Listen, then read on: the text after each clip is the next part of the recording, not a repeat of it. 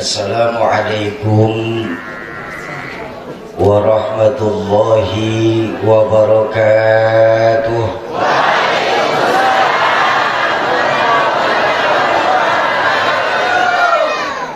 Alhamdulillahil aliyyul akbar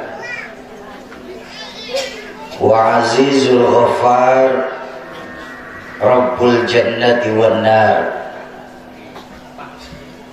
Wassalatu wassalamu ala sayyidina Muhammadin al-Mukhtar wa alihi al-adhar wa ashabihi al-akhyar, amma ba'd. Hadratul mukarramun, para alimul ulama, para masyayikh, para asatiz dan ustazat, para hujjaj, para sepuh dan bini sepuh, bapak-bapak dan ibu-ibu jamaah Majelis Tabligh Akbar menjelang bulan suci Ramadan, para calon penghuni surganya Allah yang dicintai Allah Subhanahu wa taala. Baginda Rasulullah pernah mengingatkan, man fariha bidukhuli Ramadan hurima jasaduhu ala niran, hurimallahu jasaduhu ala niran. Barang siapa yang bergembira menyambut datangnya bulan Ramadan, insya Allah Allah akan haramkan jasadnya dari api neraka. Dalam kesempatan berbahagia pada sore hari ini, saya hanya ingin menyambung silaturahmi dari orang tua saya, almarhum Kiai Zainuddin MZ. Karena biar bagaimanapun Lombok ini merupakan rumah kedua bagi sanad keguruannya orang tua saya. Jadi namanya menyambung silaturahmi. Kebetulan malam juga ada acara lagi. Insya Allah saya di Pedandan ini 5 menit saja.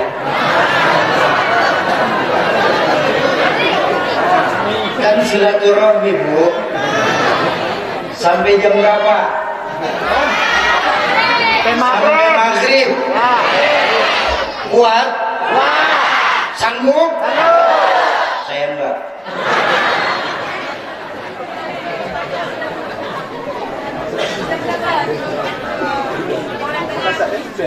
Baik, dalam kesempatan Tabligh Akbar sore hari ini, saya hanya ingin bercerita yang diambil dari kitab Nasaihul Ibad.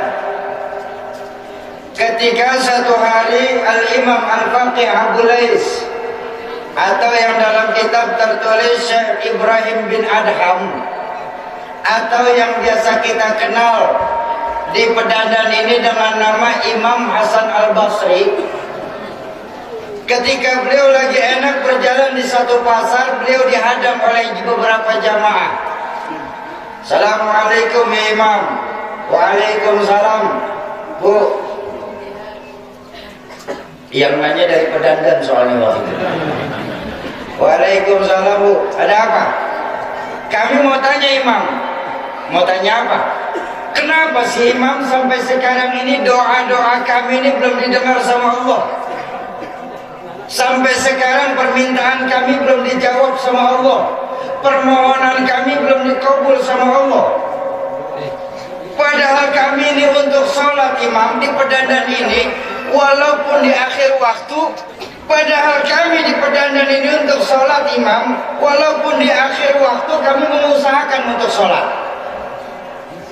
Sedekah sekecil-kecilnya 5.000 rupiah kami titipkan tuh untuk pembangunan majelis masjid Bismillah. Sama yatim, walaupun satu kampung kita ikut saweran yatim. Begitu banyak Imam perbuatan baik yang kami lakukan. Tapi kenapa sampai sekarang ini doa-doa kami ini di Pedandan belum dijawab sama Allah? Bukankah Allah berjanji dalam Al-Quran Imam, ud'uni astajib lakum, mintalah kepadaku maka aku kabulkan permohonanmu. Tapi kenapa Imam sampai sekarang ini doa kami ini belum didengar sama Allah? Apa mungkin ayat Qur'annya yang salah Imam, padahal Allah Maha benar? Atau mungkin Allah lagi sampai doa kami masuk waiting list.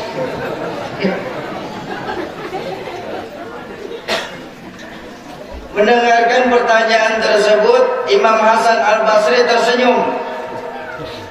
Beliau berkata, para jamaah tabligh akbar di dusun Pedandan, ya Imam, apakah kita tahu yang menyebabkan sampai sekarang doa-doa kita belum didengar sama Allah? Iya kita sholat, iya kita sedekah, iya kita santuni anak-anak yatim, iya kita sayangi itu janda-janda tua. Enggak.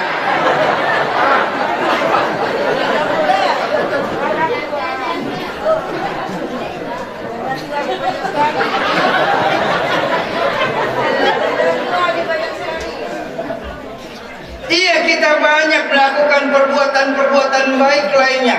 Tapi tahukah kita kenapa sampai sekarang ini doa-doa kita belum didengar sama Allah? Tidak tahu Imam, makanya saya tanya. Yang menyebabkan sampai sekarang doa kita belum didengar sama Allah, kata beliau, itu dikarenakan hati kita ini mati. Dari hati yang mati, bagaimana strum doa itu bisa sampai ke hadirat Allah Azza wa Jalla? Contoh saja. Ini mic ada strumnya? Ada enggak? Kelihatan? Kau bisa tahu? Ada suara. Ada suara. Strum tidak terlihat, tapi gejala dari strum yang terlihat. Betul? Itu kipas angin ada strumnya Pak? Ada. Mutar. Ini lampu ada strumnya ini? Ada. Nyala. Ya kalau begitu, nggak perlu kita tanya ke profesor, anak-anak kita pun paham. Di mana-mana kalau ada strum, mic dicolok pasti bunyi, betul? Kipas angin dicolok pasti muter, setuju? Lampu dicolok pasti nyala. Itu kalau jalurnya benar. Kalau begitu, kalau memang punya iman, sujud yang benar, jangan nunggu akhir waktu. Kalau punya iman, sedekah yang berani, jangan 5.000 seminggu. Kalau punya iman, ayo duduk bersama tuan guru yang ada di tempat kita. Itu kalau jalurnya benar. Kalau jalurnya benar. Sekarang saya ajak berbanding terbalik. Strum ada, tapi mic tidak mau nyala. Kata teknisi, oh Soki, yang itu mic-nya konslet namanya. Iya kan? Ya. Apa namanya? Konslet. Ya, lemas benar. Tuan guru, memang di sini kalau tabligh akbar lemas begini ya.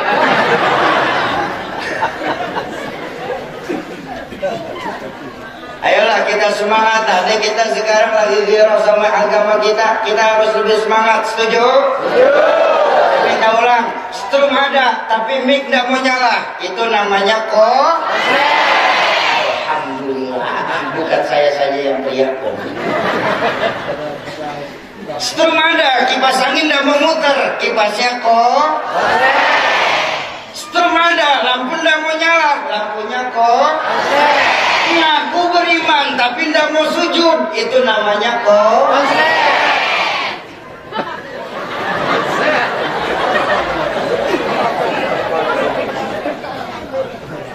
ngaku imannya paling besar, sedekah 5.000. Itu namanya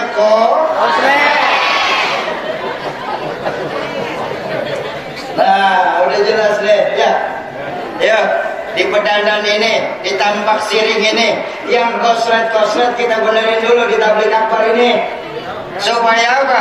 Supaya desa kita, dusun kita jangan sampai kebakaran karena ada yang koslet. Setuju? Kalau sudah setuju, ayo kita tutup pakai doa. Lah udah setuju semua, mau ngapain lagi? Belum ada yang tidak setuju. Lalu apa Imam? Sesungguhnya yang menyebabkan hati kita mati nih. Dalam kesempatan mengambil tabarukan dari majelis mulia ini, saya ingin menyampaikan beberapa. Mungkin 2 atau 3 lah. Insya Allah 15 menit selesai. Dipotong 10 menit pembukaan, masih sisa 5 menit lagi. Iya udah dengerin aja gak sih?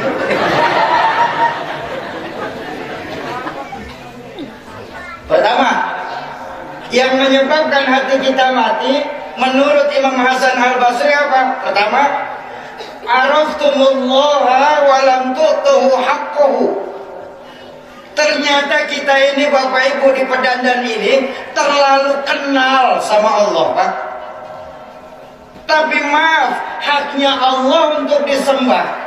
Kewajiban kita sebagai makhluk untuk menyembah kadang-kadang tidak pernah kita laksanakan.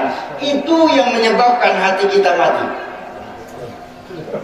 Bahkan maaf sekali maaf, kalau mau bicara jujur, kita Pak di Pedandan ini pada khususnya, betapa kita ini Bu baru ingat sama Allah kembali di saat kepala kita terbentur tembok. Begitu sudah kejedot, ya Allah, baru ingat Allah lagi. Artinya apa?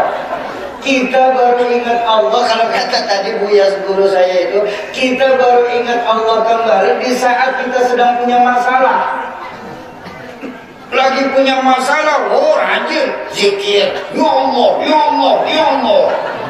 Sholat, datang ke masjid, pengajian hadir. Kenapa? Lagi punya masalah. Tapi begitu lolos saja dari masalah, jalan ke masjid lupa. Ini bukan di Lombok, di Jakarta. Ini saya lagi di cerita di Jakarta. Kalau di Jakarta kayak begitu Pak. Kalau di Lombok sih insya Allah sama.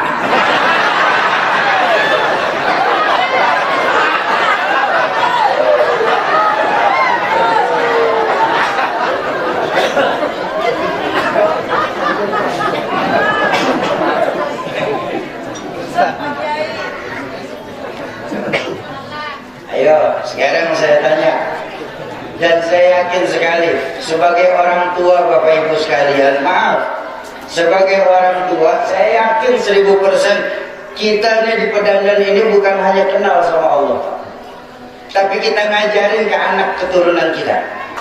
Nah, ya Mak, siapa yang menciptakan matahari, bulan dan bintang? Allah. Siapa yang menciptakan lautan, gunung-gunung dan hutan belantara? Allah. Siapa yang menciptakan manusia, malaikat dan hewan? Allah. Salat apa enggak? Ya udah masing-masing. Jangan pakai disebut malu.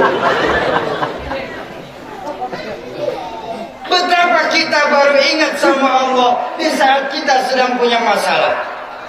Makanya saya teringat ketika dulu masih jadi santri, diajarkan oleh guru saya Al-Maghfulah Hadratus Syekh Nur Muhammad Iskandar.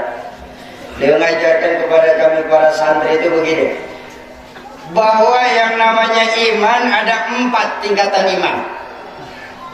Yang namanya iman ada 4 tingkatannya, bukan cuma 1, ada 4 tingkatan iman. Pertama, kata beliau mengajarkan, ada al-imanu yazidu wa la yanqusu. Ada iman yang selalu naik, tidak pernah turun. Mantap imannya nih. Ini iman siapa ini?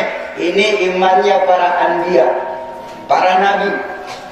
Jadi Bapak Ibu, para nabi itu semakin diuji, semakin mantap imannya. Semakin digojlok, semakin besar keyakinannya sama Allah. Belum pernah saya baca ada nabi mengundurkan diri. Kalau kardus banyak.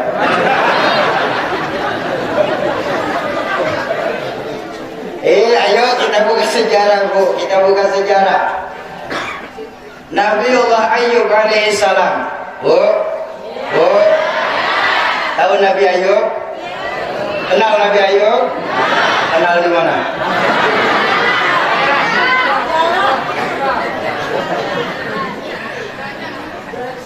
Nabiullah Ayyub alaihissalam ketika lagi dikasih penyakit sama Allah, Pak, rupanya ada istri-istrinya yang tidak sabar dengan penyakit Nabiullah Ayyub saat itu. Hingga akhirnya ngobrol nih suami istri Nabi Allah Ayub dengan istrinya di kamar. Apa kata istri Nabi Allah Ayub?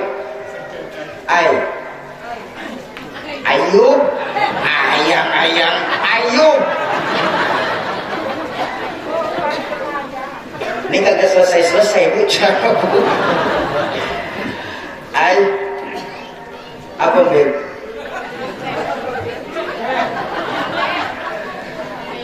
Ayam ini kan seorang nabi, kata istri Nabi Ayub. Terus Boya minta sama Allah supaya Allah sembuhkan penyakit ayam ini, pasti Allah kabulin, kan seorang nabi. Nabiullah Ayub tersenyum, beliau berkata saat itu, "Oh, I'm sorry my dear."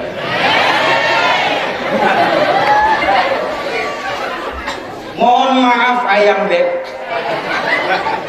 Rasanya hati ini terlalu malu untuk minta sembuh sama Allah. Kenapa kayak ibu itu ya? Allah masih banyak kasih sehat saya dibandingkan sakit saya. Nabiullah Ayub saat itu beda sama kita. Baru pusing sedikit jalan ke masjid gak mau.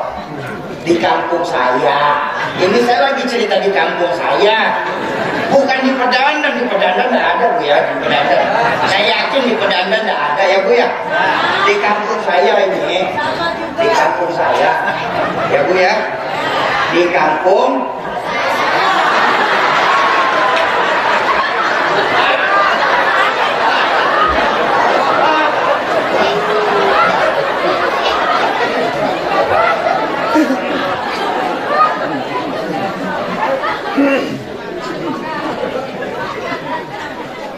Nabiullah Ayub alaihissalam, baginda Rasulullah sallallahu alaihi wasallam, ketika awal-awal perjuangan dalam berdakwah, baginda Nabi itu justru ditentang oleh paman yang tercinta sendiri.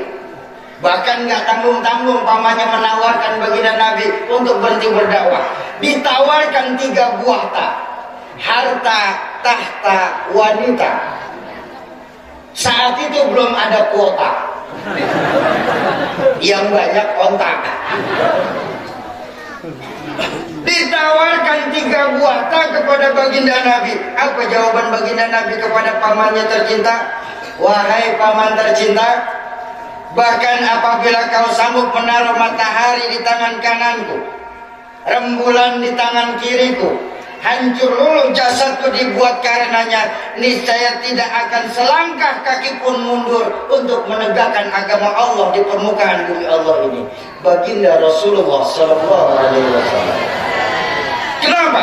Karena memang imannya para nabi mantap, selalu naik, tidak pernah turun. Tuh yang pertama. Yang kedua diajarkan ada al-imanu la yazidu wa la yanqusu. Alhamdulillah, makasih. Bapak-bapak dan ibu-ibu jamaah ma'asyiral muslimin dan muslimat, para calon penghuni surganya Allah, yang dicintai Allah Subhanahu wa taala. Itu yang pertama. Yang kedua diajarkan ada al-imanu la yazidu wa la yanqusu. Ada imannya itu tidak pernah naik tapi juga tidak pernah turun, stabil imannya. Ini iman siapa nih kok bisa stabil kayak begini? Ini imannya para malaikat. Jadi Bapak Ibu, kalau malaikat selalu berbuat baik, mereka nggak akan dapat pahala. Malaikat nggak pernah salah, ya jangan heran. Kenapa? Ya memang sudah tugasnya. Betul. Ada malaikat yang semenjak diciptakan sama Allah tugasnya untuk sujud. Sujud saja mereka nggak bangun-bangun sampai sekarang.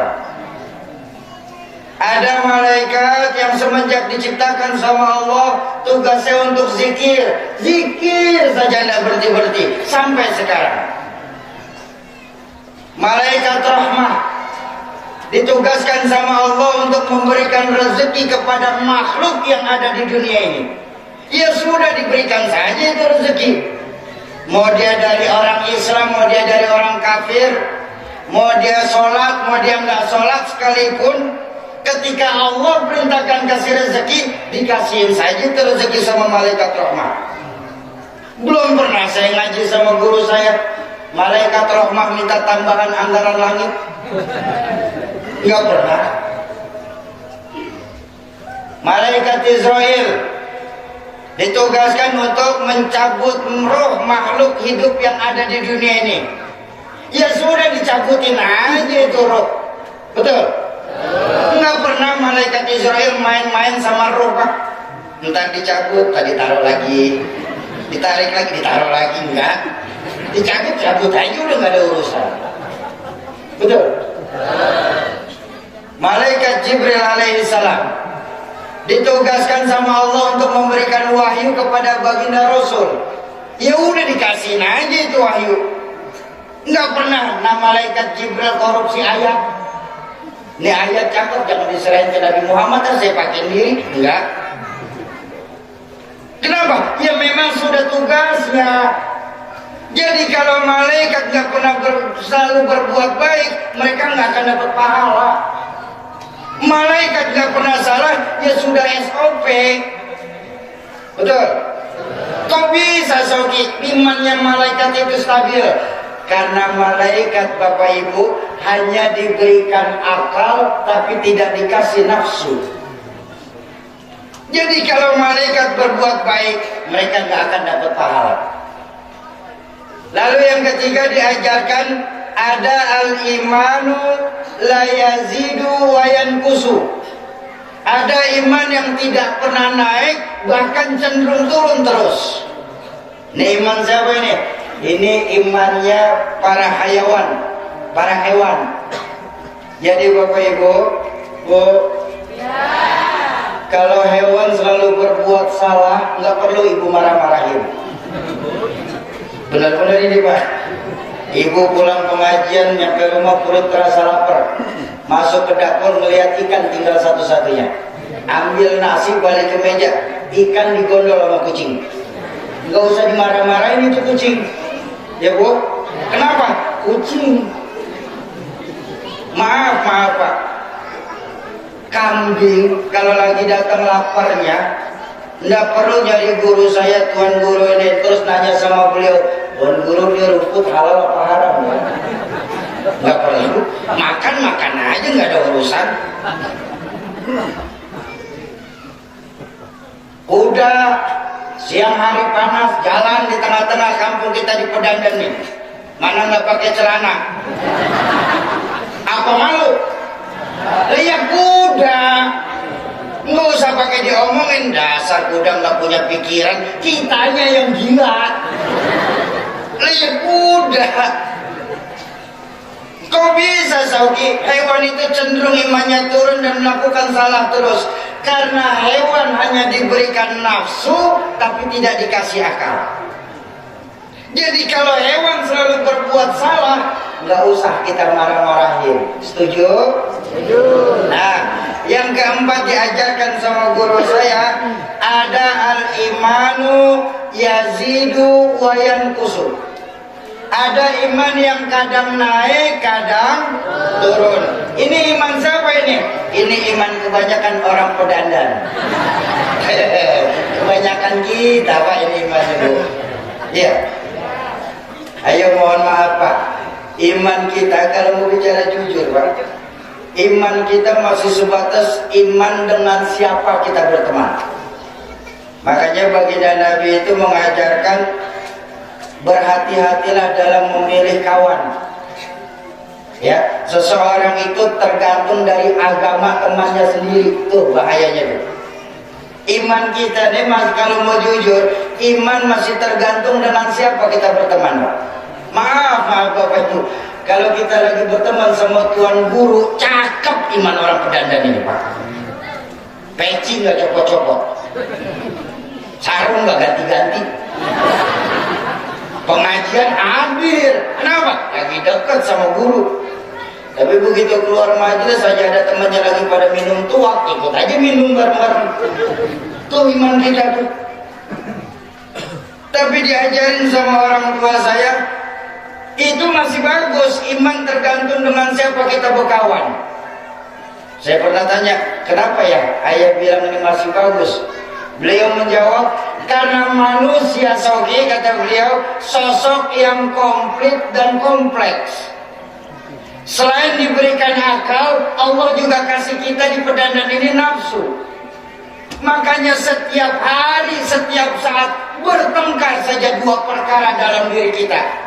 Akal, nafsu, iya, tidak, benar, salah, halal, haram. Setiap saat selalu bertengkar dua hal itu dalam diri kita.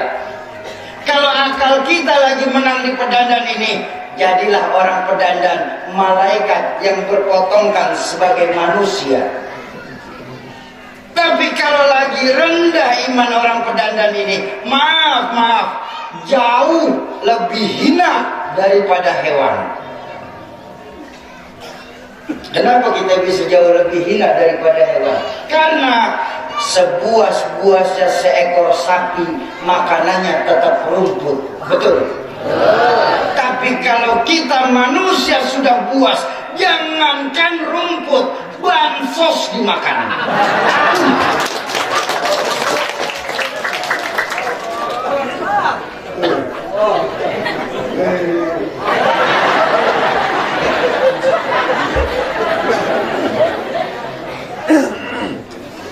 Tuh.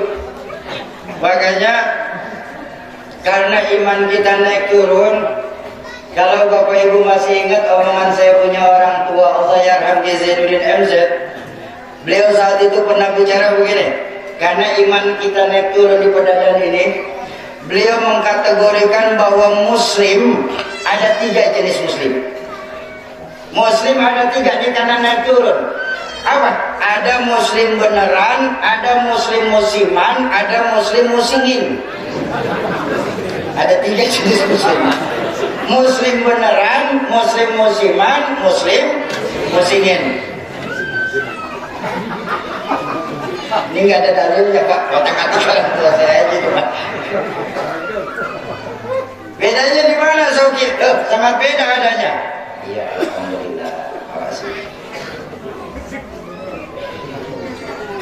Iya.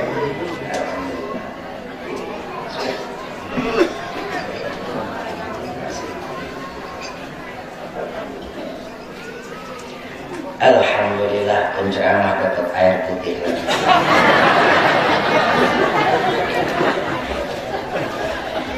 Dia kira kita ikan mas kali Pak. Canda saja.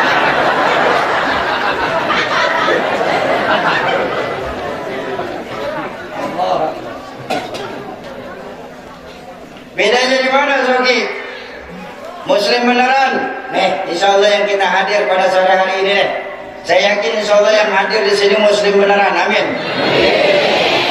Kalau Muslim musiman bagaimana Soki? Tergantung musim. Tergantung musim. Waktunya maulid, ikut maulid. Waktunya mi'raj, ikut mi'raj. Entar nyepi, ikut matiin lampu. Entar Desember Natal, ikut pakai topi Santa. Tergantung musimnya. Makanya Muslim musiman kalau ibarat tumbuhan namanya toge. Apa toge di sini? Bus-busa. Ya, tuh. Tahu kan toge? Ya. Itu toge Pak, tumbuhan yang dimana saja mau ikut campur urusan. Oh di mana aja ada tuh toge. Di sayur-sayuran ada, di bakso ikut, di gorengan nongol. Makanya bus-busan itu nggak ada yang lempeng Pak, bengkok semua tuh, nggak ada yang lurusnya.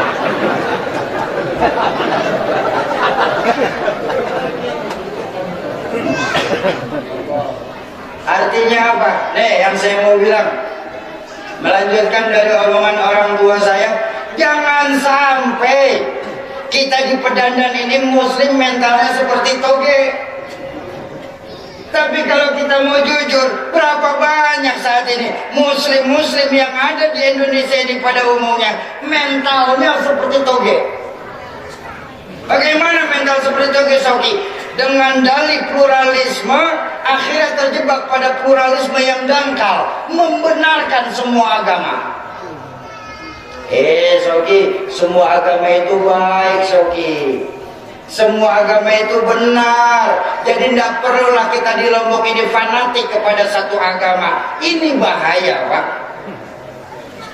Kenapa saya berani bilang bahaya? Bahwa semua agama mengajarkan kebaikan, tentu saya setuju. Tapi kalau dibilang semua agama benar, nanti dulu, Pak. Semua agama benar, jangan titik di situ, koma. Semua agama benar, koma, bagi pemeluknya masing-masing, baru titik.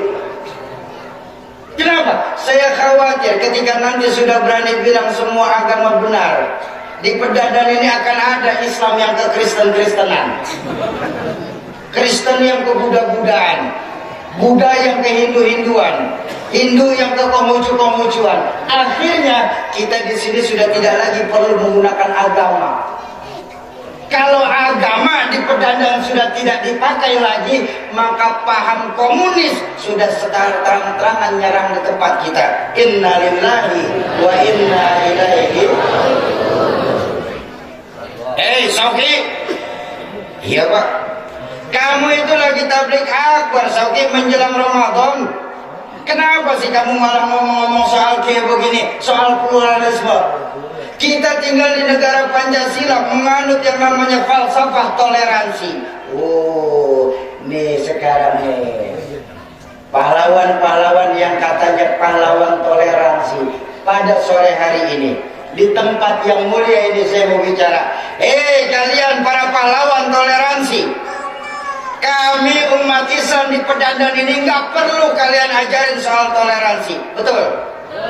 Kami umat Islam di Indonesia ini sadar bahwa kita tinggal di Indonesia. Berbagai macam agama tumbuh dengan subur di tanah air tercinta kita ini. Makanya kami umat Islam di Pedadan wajib menghormati orang lain agama. Tapi kalau persoalan agama orang lain, Al-Quran sudah mengajarkan kepada kita, lakum dinukum. Ini hati-hati nih, Pak. Hati-hati. Jangan sampai kita terjebak pada toleransi yang semu. Maaf Bapak Ibu, maaf sekali maaf. Toleransi itu bukan soal sholawat badar bisa masuk ke gereja. Sholawat toleransi itu bukan baca Al-Quran di dalam vihara. Kalau itu kalian sebut toleransi, maka jangan salahkan agama-agama lain. Ketika nanti malam Idul Fitri dan Idul Adha, mereka akan masuk ke masjid-masjid kita, seraya mereka teriak haleluya lewat speaker masjid kita. Apa itu yang mau kita sebut dengan toleransi? Hati-hati. Ini sangat terasa, ya Bu ya? Bu, sangat terasa bahwa di 2021 ini kita memang sedang berpacu dalam agama. Melodi agama lagi ngomongin agama.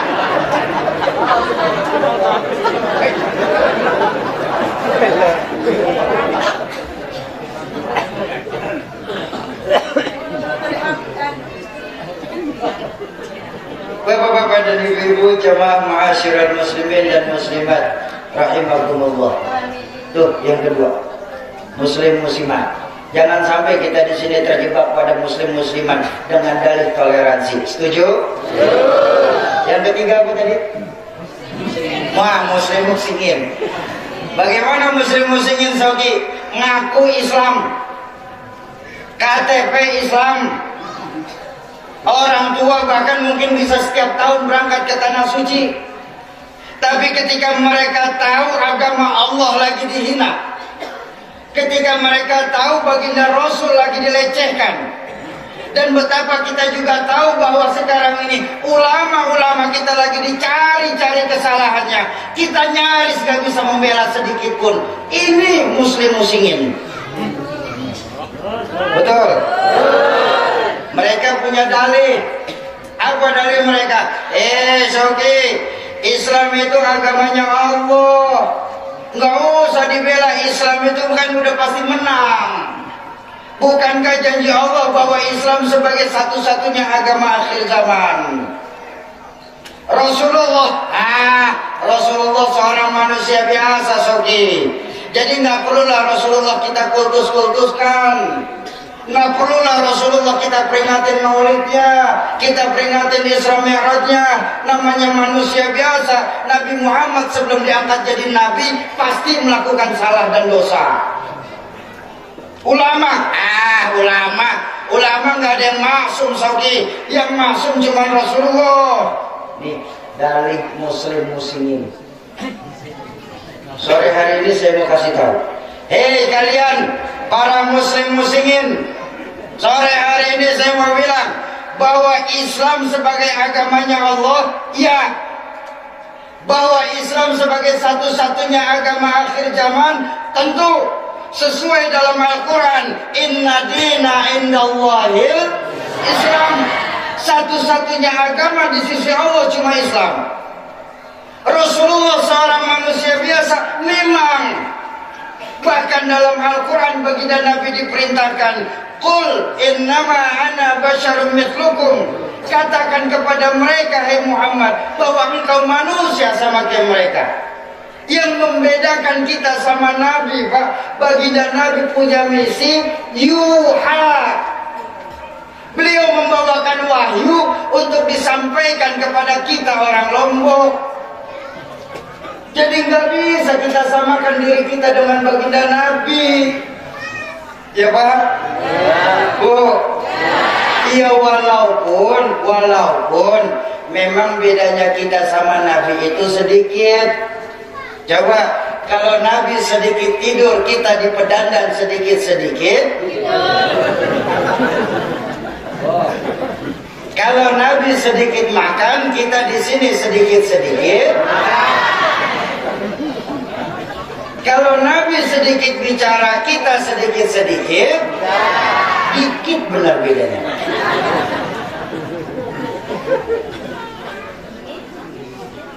Ulama nggak masuk, Saudi. Memang ulama nggak masuk. Tapi kan kita ngaji sama guru-guru kita bahwa baginda Rasul berpesan, al-ulama warasatul anbiya, bahwa ulama itu penggantinya Nabi. Ketika baginda Rasulullah tidak ada di atas perut bumi ini, maka ulama kitalah jadi panutan.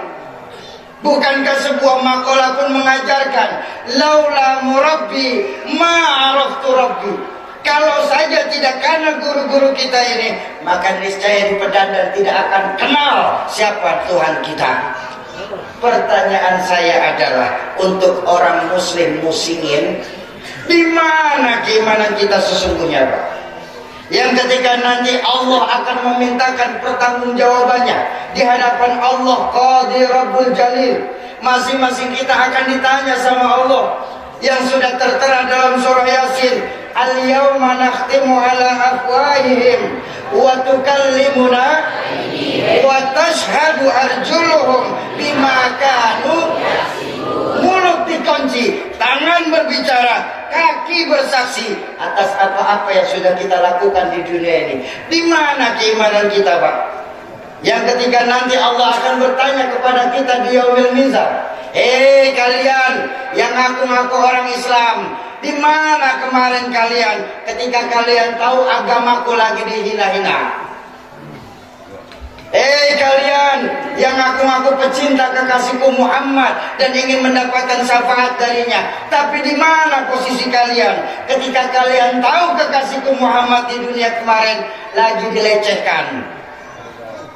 Dan kalian yang ngaku-ngaku sebagai muslim sejati, di mana posisi kalian ketika kalian tahu para wali-waliku lagi dicari-cari kesalahannya di atas permukaan bumi Allah ini?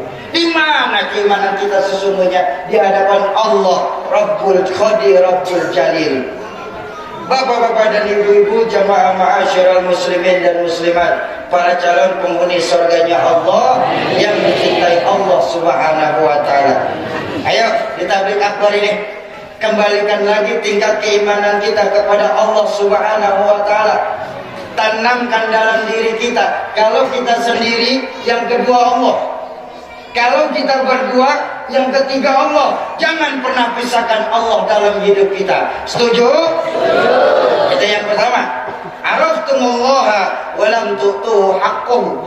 Kita terlalu kenal sama Allah, tapi haknya Allah untuk disembah. Kewajiban kita sebagai makhluk untuk menyembah kadang-kadang tidak pernah kita laksanakan. Itu yang pertama ya.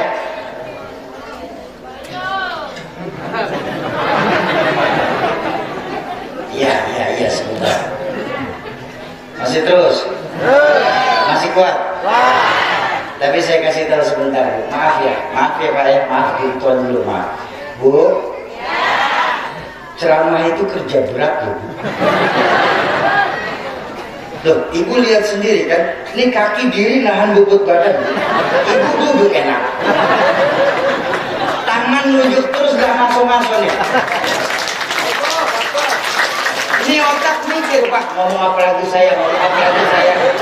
Mulut teriak, urat leher kencang, seluruh organ bekerja, kerongkongan kering, perut keroncongan. Udah 1 jam yang dengerin terus.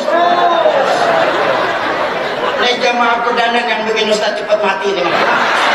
Bercanda.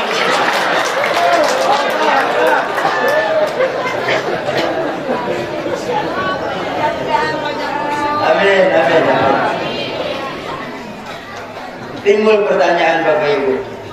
Oke? Iya Pak. Kenapa kamu tadi lagi tabligh di Pedandan ini menyebut kita manusia sebagai makhluk? Bukankah kita manusia sudah mendapatkan gelar hamba dari Allah? Saya mau bilang ya, Bu ya. Satu-satunya manusia, saya ulang Pak, satu-satunya manusia yang mendapatkan gelar hamba dari Allah itu cuma baginda Rasul. Apa buktinya Soki? So tahu kamu? Silahkan Bapak Ibu buka surah Al-Isra ayat pertama. Bagaimana Allah berfirman di situ? Subhanalladzi asra bi'abdi. Maha suci Allah yang telah menjalankan hambanya. Secara langsung Allah bikin pengumuman untuk orang Pedandan. Masyarakat Islam di Pedandan, saksikan dengan zatku bahwa Muhammad itu hambaku, kata Allah. Pertanyaan pun melebar. Iyalah Syauki, kalau Nabi Muhammad hamba Allah, baiklah kita semua mengakui bahwa Nabi hamba Allah, betul? Tapi pertanyaan kami Syauki sore hari ini, apakah kita semua yang hadir di tabligh akbar ini bukan hamba Allah? Pak, kita hamba Allah apa bukan? Bu, kita hamba Allah apa bukan? Kata siapa? Saya. Kalau masih kata saya, itu namanya mengaku. Ngaku boleh-boleh saja Bu, tapi maaf, harganya murah. Lu KW mau bersaing sama ori, nggak mungkin bisa Bu, betul? Persoalan kita diakui sebagai hamba oleh Allah atau tidak, kita kan belum tahu. Kok kita belum tahu Soki, berapa banyak dari kita yang hadir di tempat mulia ini, termasuk saya pastinya. Mulut saya bisa mengucap, saya hamba Allah, tapi pada perbuatan saya sehari-hari, saya hamba pangkat, saya hamba jabatan, saya hamba syahwat, saya hamba nafsu, saya hamba dunia, saya hamba harta, bahkan saya hamba syaitan. Jauh mulut daripada perbuatan saya. Yuk, kalau memang kita ingin diakui sebagai hamba oleh Allah, maka kita di sini harus berlakulah layaknya seorang hamba kepada Tuhannya. Bagaimana caranya? Memperbaiki lagi nilai ibadah kita, terutama sholat kita. Kenapa?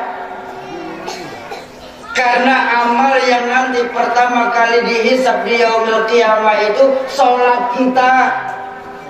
Allah nggak akan tanya berapa banyak harta kita. Allah nggak akan tanya berapa tinggi pangkat kita. Allah nggak akan tanya berapa luas tanah kita. Yang Allah tanya pertama kali nanti amal kita. Awwalu ma yuhasabu yaumal qiyamah as-shalah. Awal amal yang pertama pertama kali dihisab sholat kita. Ayo kita benerin lagi sholat kita, mumpung kita masih ada di dunia, ya Bu ya. Kalau umat-umat Nabi terdahulu, Nabi-Nabi terdahulu enak Pak. Kenapa? Umurnya panjang-panjang. Ada yang umur umatnya itu 2000 tahun. Siapa? Nabi Adam. Betul?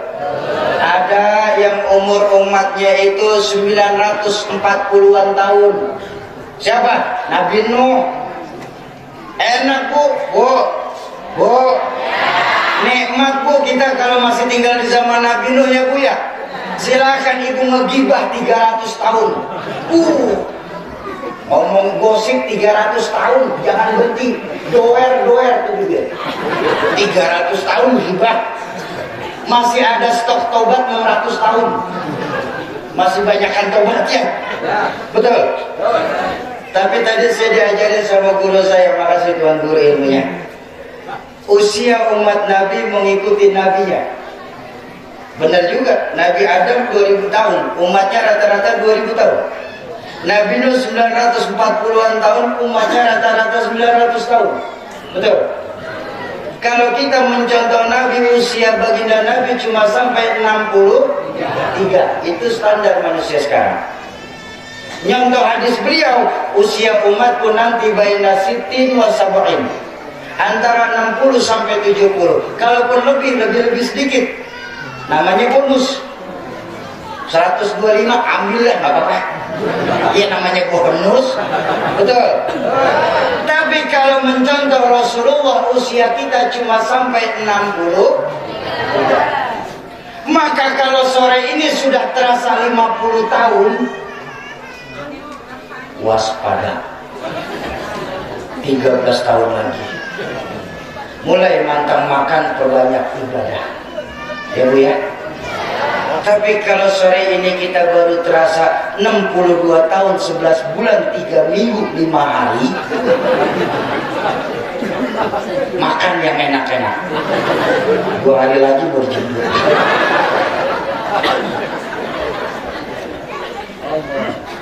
Sogi ngomong aja besar, saya mau masih muda, masih lama. Maut bukan urusan tua muda.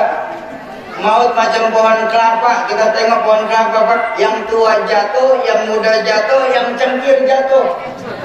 Betul? Jangan pernah bilang kita masih muda. Ganteng, muda, terkenal, alim sekalipun, kalau memang Allah sudah panggil, wafat. Ustaz Jeffrey Al-Bukhari, masih ingat? Berapa usia beliau ketika wafat? 40 tahun. Habib Munzir Al-Musawwa, Allah yarham. Berapa usia beliau ketika wafat?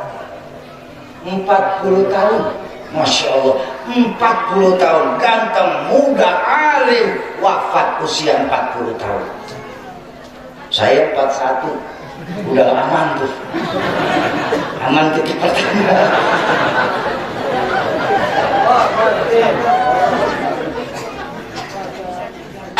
Sogi, iya Pak. Alhamdulillah, Allah lagi kasih saya rezeki deh, luar biasa. Terus kan nanti saya bisa beli tuh mesin-mesin kedokteran untuk menangguhkan hidup saya. Jadi di kedokteran ada sebuah mesin Pak, yang biar badan sudah tidak bisa gerak, tapi darah sama jantung masih dipompa, jadi masih ada denyutnya. Kurang lebih harganya 3-4 miliar rupiah. Saya bilang mohon maaf Pak, jangan sampai lupa. Ganteng, muda, terkenal, kaya raya, bahkan menggunakan mesin itu juga mati juga Pak. Olga mati gak? Mati. Jupe mati. Haji Mas Said mati sampai sekarang. Sampai sekarang. Ibu masih ingat sama Mas Haji Mas Said? Maaf Pak, maaf sekali. Kurangnya apa coba seorang Haji Mas Said? Ganteng, muda, terkenal, kaya raya, bahkan anggota DPR RI sekalipun bisa mati. Apalagi yang cuma kadus. Maaf Pak, maaf teman-teman.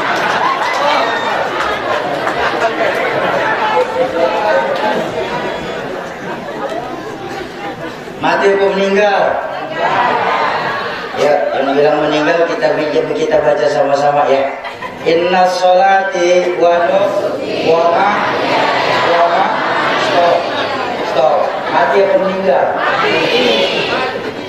Jangan protes. Tidak ada dalam sholat wa meninggal.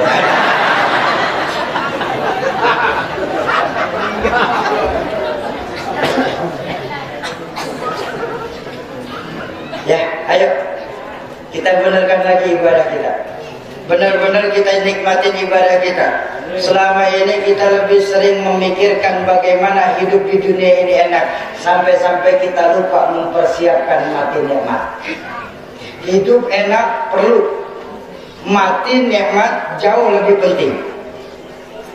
Bukankah Imam Al-Ghazali mengajarkan dalam Ihya itu, ini dunia, ambil yang kau perlu, nikmatin yang boleh. Sebisa mungkin Islam mengajarkan jangan sampai kita gagal di dunia. Tapi kalaupun kita sampai gagal, kita masih punya akhirat. Diajarkan sama orang tua saya, jangan cara kita mencari dunia sampai menghancurkan akhirat kita nanti. Kenapa? Al-Quran mengajarkan kepada kita, walal akhiratu khairul laka minal akhirat jauh lebih utama daripada dunia beserta isinya. Dunia kullu man 'alaiha fan wa yabqa wajhu rabbika dzul jalali. Ini hanya sebuah kefanaan. Kembalikan lagi tingkat keimanan kita kepada Allah Subhanahu wa ta'ala.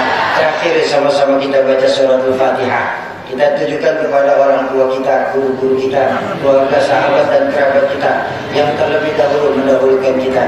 Khusus mani jitama'a bisababihil kullu. Suatul khas al-maghfulah Tuan Guru Haji Zainuddin Abdul Majid dan Al-Walid Haji Zainuddin MZ dan Umi Haji Siti Khalilah binti Haji Ayub. Mudah-mudahan wasilah Fatihah Allah lapangkan kubur beliau-beliau. Allah jadikan kubur beliau-beliau sebagai taman dari taman surga.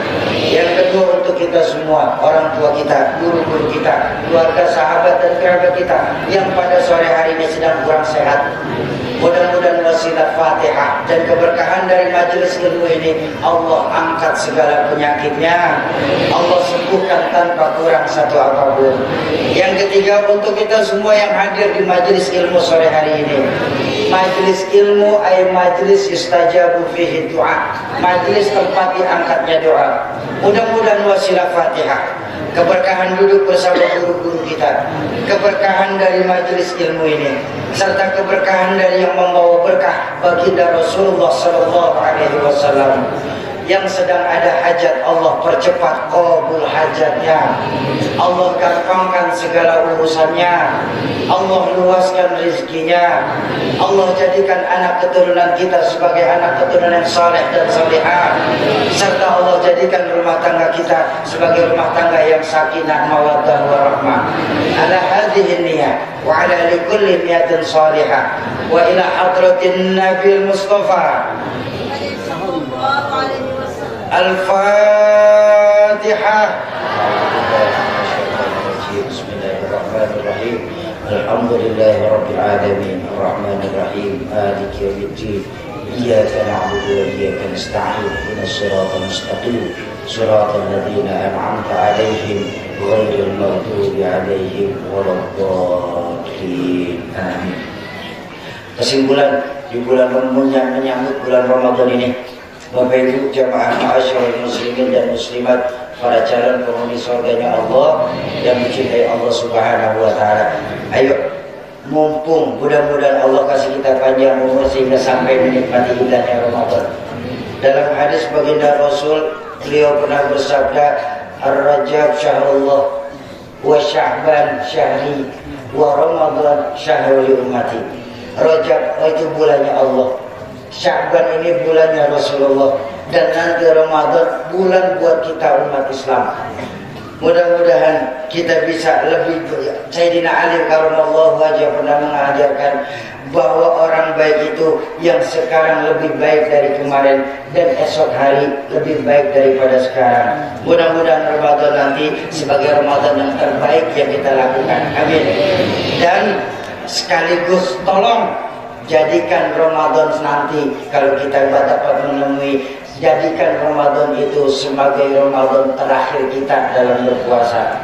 Kenapa? Karena tidak ada satupun janji Allah kita masih akan ditemukan di Ramadan yang akan datang. Itu yang pertama. Yang kedua, supaya timbul khusyuk kita dalam melakukan ibadah Ramadan. Intan yang paling mahal, mutiara yang paling berharga itu nilai-nilai keimanan. Jaga iman kita baik-baik, tapi jangan cuma jaga, wariskan kepada anak keturunan kita. Agama memang bukan warisan, tapi iman wajib diwariskan. Tanamkan kepada anak-anak kita, nah zaman boleh berganti, tapi keyakinan jangan sampai mati. Nah masa silakan berubah, tapi akidah jangan sampai goyah. Kenapa? Untuk iman kita hidup. Dengan iman sekarang sebagai orang tua kita sedang berjuang, dan dalam iman nanti kita berharap kita bisa kembali ke hadirat Allah Subhanahu wa ta'ala. Kalau ada kalimat-kalimat saya yang salah, itu mutlak datangnya dari mulut saya yang bodoh ini. Sungguh saya yang berdiri di hadapan Bapak Ibu tidaklah lebih alim daripada Bapak Ibu yang duduk di hadapan saya. Mohon dibukakan pintu ridho dan pintu maaf yang sebesar-besarnya. Rasa hati pun masih ingin ngomong lama sebenarnya, cuma masih ditunggu bareng sama Tuan Guru di tempat selanjutnya. Mudah-mudahan di lain kesempatan Allah akan pertemukan kita. Dan saya berharap sama Allah, jangan jadikan pertemuan pertama ini sebagai pertemuan terakhir buat saya di Lombok ini. Terima kasih kepada segenap panitia. Mohon maaf. Usikum wa nafsi bitaqwallah. Assalamualaikum warahmatullahi wabarakatuh.